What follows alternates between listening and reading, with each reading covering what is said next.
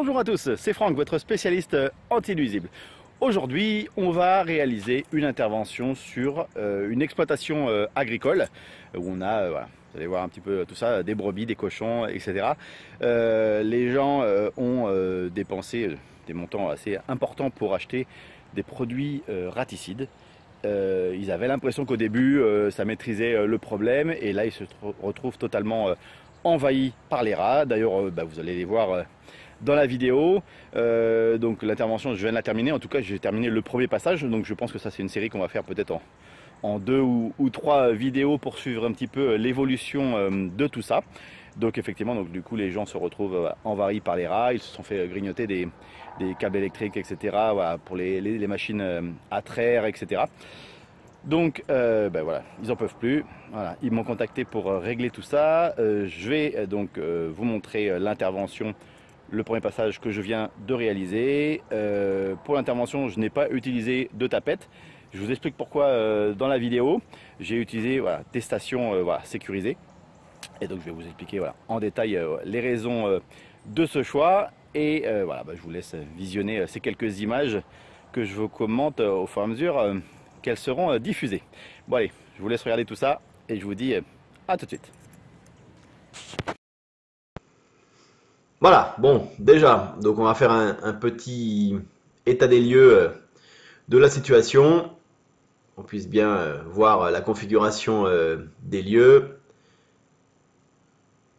Donc évidemment, là où il y a des bottes de paille, techniquement, il peut y avoir au milieu quelques rats qui traînent par là. Alors après, c'est vrai que dans une exploitation comme celle-ci, il y a toujours de la nourriture pour les bêtes, etc., du maïs et autres. Donc forcément, quand les rats se retrouvent dans le coin, ils savent où aller manger. Là, je vais vous montrer un endroit qui est intéressant. On voit que les rats ont grignoté certains plastiques. Je vais vous montrer ça.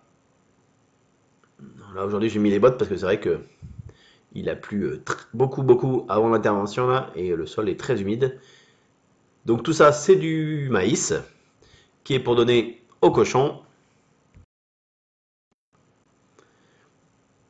Et vous allez voir, regardez, sur le côté, avant que le maïs soit ouvert, ils avaient déjà grignoté l'emballage.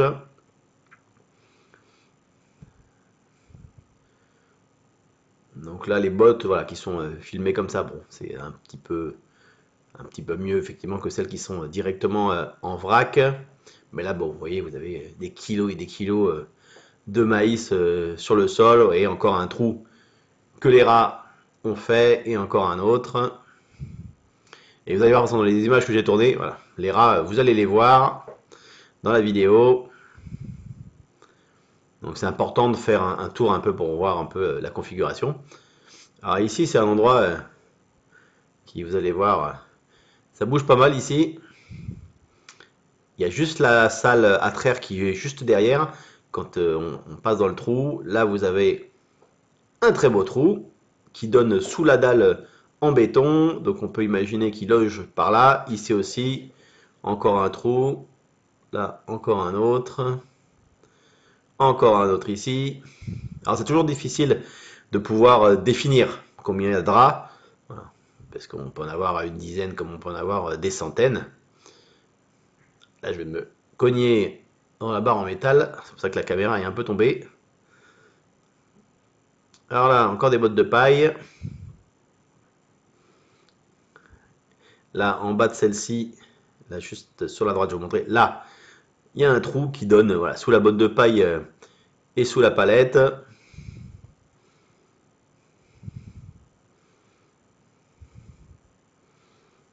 Bon, là, on est juste à côté des brebis. Voilà, les brebis sont juste là. Donc forcément dans les mangeoires, comme j'ai tout à l'heure. Il y a toujours à manger. C'est un peu comme les gens qui ont des poulaillers. Malheureusement, c'est ce qui amène un jour des rongeurs. Là, il y a tous les cochons qui sont visiblement assez contents de me voir. Donc là, c'est pareil, on va positionner après une station sur le périmètre de ce bâtiment-là.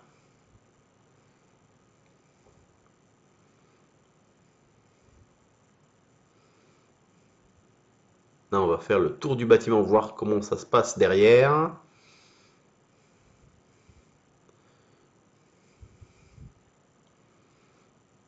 Voilà, on va aller voir tout ça.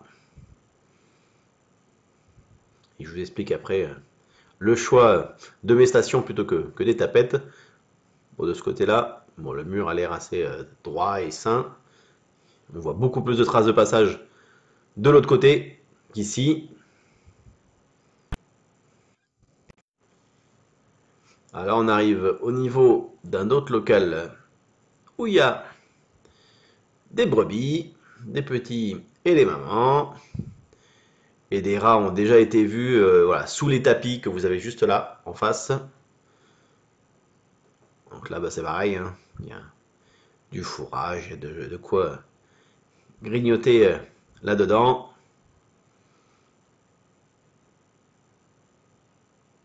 Donc là, c'est une intervention assez importante parce qu'il y a pas mal d'endroits évidemment où les rats peuvent se loger, se cacher. Et vous allez voir que juste après, je vais vous en montrer des rats. On va les voir. Là, un petit recoin encore. Un trou. Là je viens de voir un rat qui est juste avant que... Enfin, je ne filmais pas malheureusement. Qui vient juste de rentrer. Et en fait, là, il y a des sachets.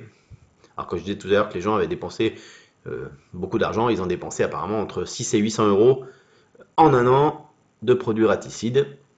Alors, le gros inconvénient, effectivement, des produits raticides que l'on peut acheter dans le commerce, c'est qu'ils sont beaucoup moins forts. Et donc du coup, si le rat ne mange pas assez et donc qu'il ne meurt pas, il y a une accoutumance qui peut se faire, alors que des produits professionnels, à la première prise, les rats sont morts. Alors là, ça fait 2 fois que je passe là et 2 fois que je vois passer un rat. Donc ce que je vais faire, je vais poser ma caméra.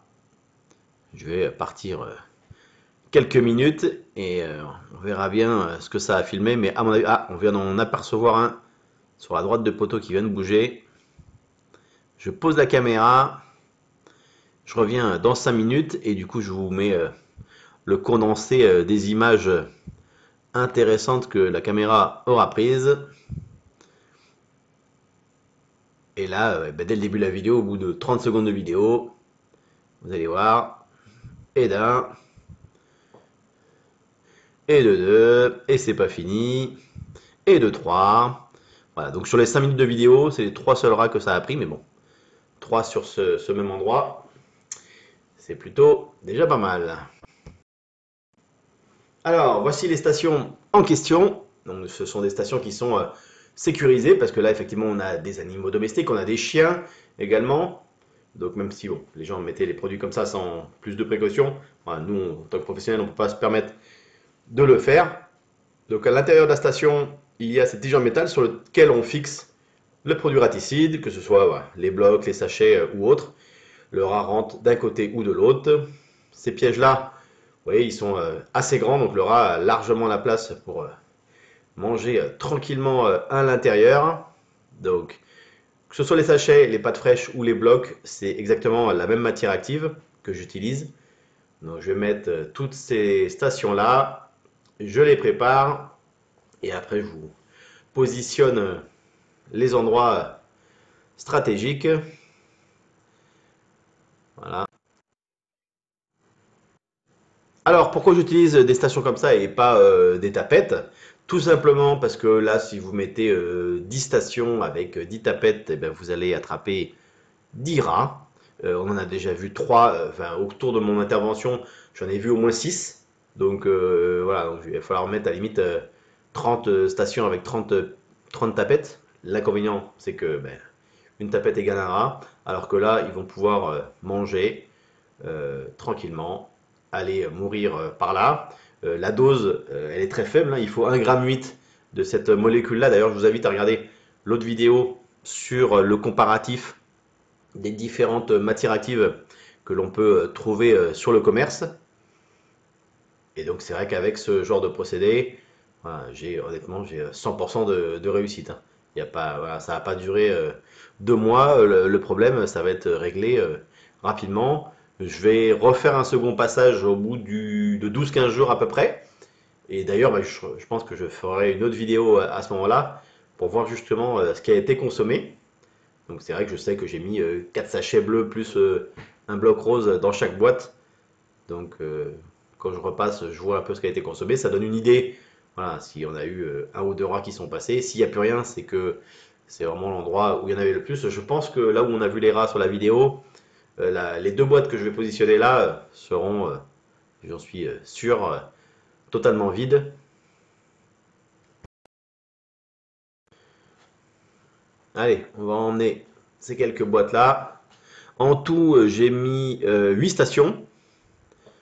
Et si jamais au prochain passage, il y en a par exemple une où rien n'a été consommé, à ce moment-là, voilà, je la décalerai. Voilà, parce que je vais en mettre une derrière les cochons là-bas, mais je ne suis pas sûr que là-bas ce soit là qu'il y ait le plus d'activité. Le plus d'activité, ça va être ici, ça c'est certain.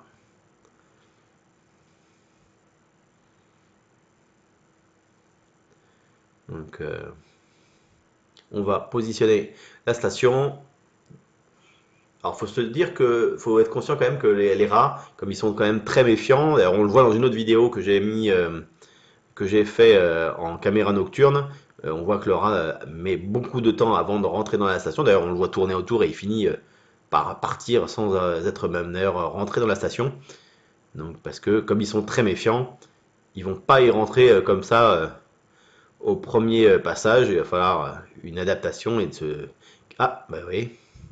Pose la caméra, on en voit un autre qui passe. Donc c'est que vraiment ici, c'est le point central du problème.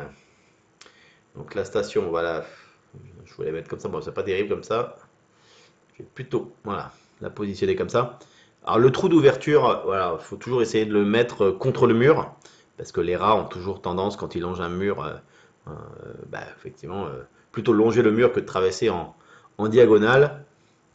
Pas le mettre non plus trop près du trou, mais voilà, un petit peu plus loin. Ah oui, celle-ci, bon, en plus je vous dis dans quel sens on la mettre. Et je la mets à l'envers. Donc le trou d'ouverture côté mur. On va bien la caler. Alors dans les stations, quand on les achète, on a une partie en plastique qui permet de la fixer sur le mur. Bon, l'inconvénient c'est qu'il faut déjà percer à chaque fois pour chaque station. Et si on veut la déplacer, il faut repercer. Alors que là, en quelques secondes, c'est fait. Là, c'est comme un espèce d'algeco qui est un petit peu surélevé. Donc je pense qu'en dessous, ça peut circuler aussi. On va mettre une autre station là. Voilà. Je repasse devant là pour voir au cas où si j'en vois un ou deux passer.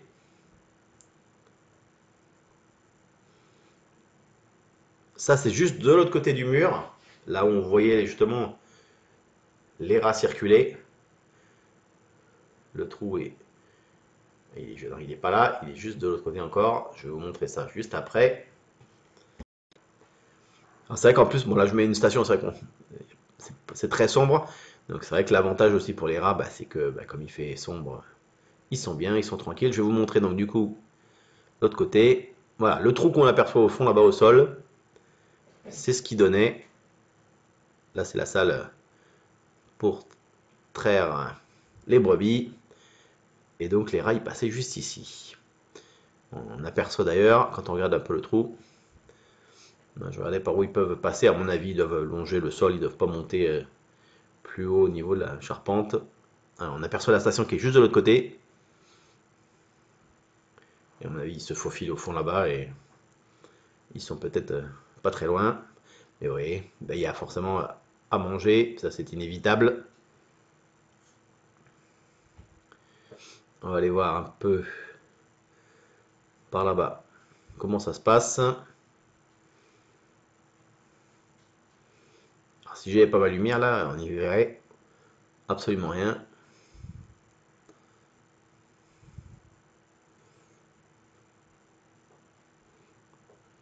Bon, si jamais vous n'êtes pas abonné à la chaîne, n'hésitez pas à cliquer sur s'abonner pour être informé des prochaines vidéos. Là, on arrive au niveau des brebis encore. Bon, là, il n'y a rien de particulier. Bon, là, il y a pas mal d'humidité, etc.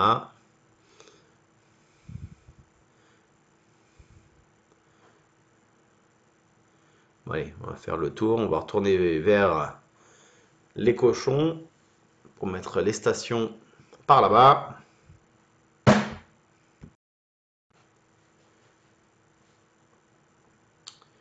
Donc là, ouais, c'est l'endroit où on les voyait passer tout à l'heure. Bon, ça sert pas à grand chose que je mette une station là parce qu'il y en a une juste de l'autre côté. Donc on va laisser ce côté là comme ça.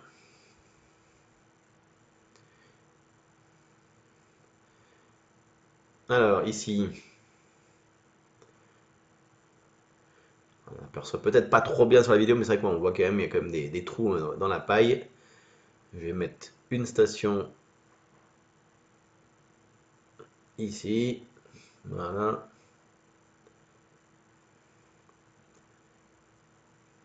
Alors après, c'est vrai que là, les stations, bon, je me fais pas de plan parce que je sais, ouais, j'en ai mis 8, je sais où je les ai mis. Mais c'est vrai que ça m'est déjà arrivé d'en mettre 30 ou 40 sur une copropriété. Donc dans ce cas-là, je me fais un plan pour le positionnement par rapport au bâtiment.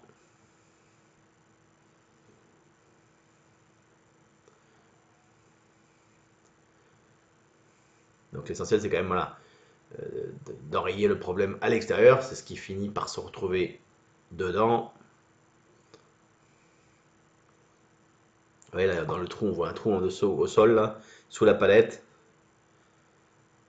Donc à mon avis, ça doit circuler là aussi. Lors de cette intervention, je me suis retrouvé face à face à un rat. J'étais à 1 mètre de lui.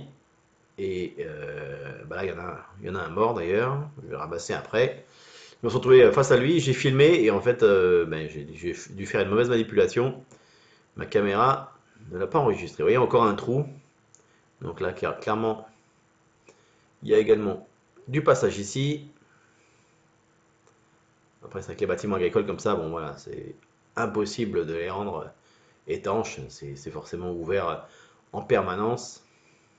C'est des zones, évidemment, où ça peut arriver beaucoup plus fréquemment. Bon allez, direction les cochons.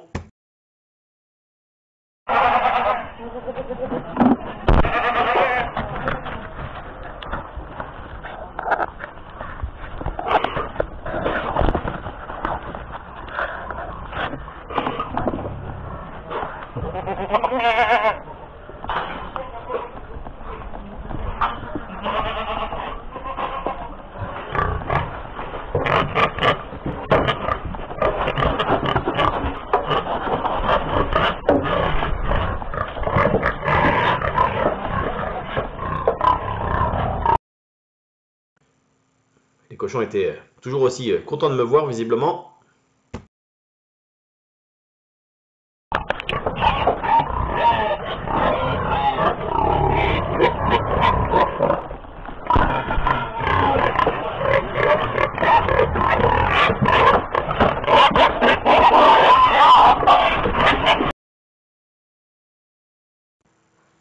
Bon voilà, la mise en place des stations est terminée.